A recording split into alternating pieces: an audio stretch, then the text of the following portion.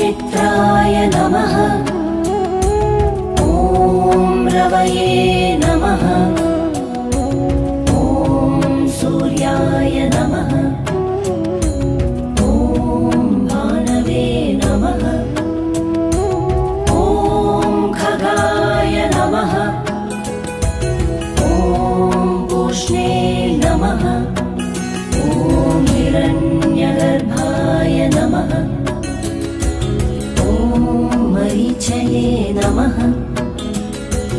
ॐ आदित्याय नमः। ॐ सवित्रे नमः। ॐ अर्काय नमः।